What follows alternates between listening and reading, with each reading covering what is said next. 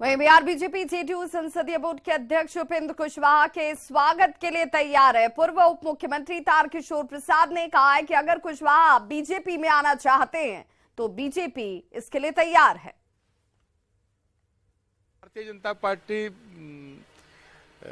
में कोई शामिल होना चाहता हो तो भारतीय जनता पार्टी का दरवाजा हमेशा खुला हुआ, क्योंकि एक बड़ी लोगों की अपेक्षा है, एक भगदड़ है, क्योंकि एक बड़ी उम्मीद बिहार से लेके पूरे राष्ट्रीय स्तर पर भारतीय जनता पार्टी से उन लोगों की है।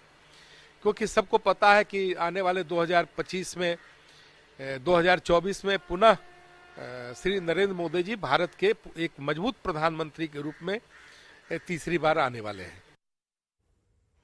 बिहार में जातीय जनगणना का पहला चरण पूरा हो चुका है और 21 जनवरी की देर शाम तक सभी जिलों में डीएम की देखरेख में घरों की गिनती का काम पूरा कर लिया गया है। समेकित रिपोर्ट देर शाम से पटना स्थित सामान्य प्रशासन विभाग में आनी शुरू भी हो गई है। आज सभी जिलों से पूरी रिपोर्ट आ जाने की संभावना जाहिर की गई है और जिलों से आ रहे आंकड़ों के मुताबिक कहीं परिवार की संख्या अनुमानित संख्या से बढ़ी है तो किसी जिले में घटी भी हुई है। पहले चरण के दौरान सभी घरों पर नंबरिंग की गई है और इनमें रहने वाले परिवार के सदस्यों की संख्या को अंकित किया गया है।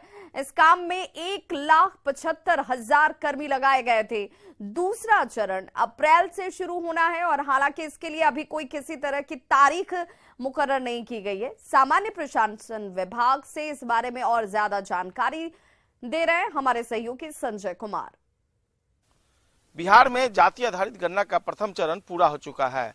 सामान्य प्रशासन विभाग, जहां इस वक्त हम खड़े हैं, यह सामान्य प्रशासन विभाग है और यहां पर शनिवार की देर रात से जो समेकित रिपोर्ट है वो आनी शुरू हो गई है और आज रविवार को ऐसी संभावना जताई जा रही है कि सभी जिले की रिपोर्ट यहां पहुंच जाएगी।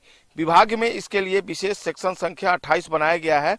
इस चरण के बाद यह पूरी तरह से स्पष्ट हो जाएगा कि राज्य में मौजूदा घरों और किसी तरह के बसावटों में रहने वाले परिवारों की रियल संख्या जो है वो कितनी है। शुरुआती जो आकलन है उसके हिसाब से संख्या बढ़ने के अनुमान लगाए गए हैं। सभी जिलों से आंकड़े आने के बाद ही स्थिति स्पष्ट हो पाएगी कि इसमें कितनी बढ़ोतरी है, परिवारों की संख्या में कितने प्रतिशत की बढ़ोतरी हुई है, इसका अंदाजा लग पाएगा।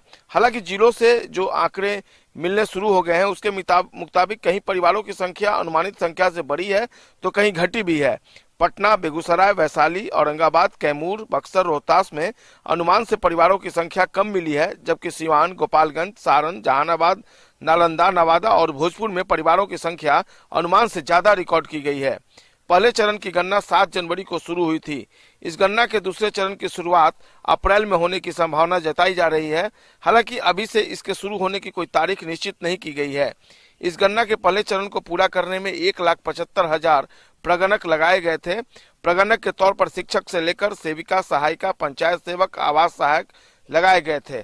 तो निश्चित तौर पर अब आज जो समेकित रिपोर्ट पूरी आ जाएगी उसके बाद इसका आकलन शुरू किया जाएगा कि वाकई में नंबर्स ऑफ फैमिलीज कितनी है और सामान्य प्रशासन इसके लिए जोर शोर से तैयारी कर रहा है।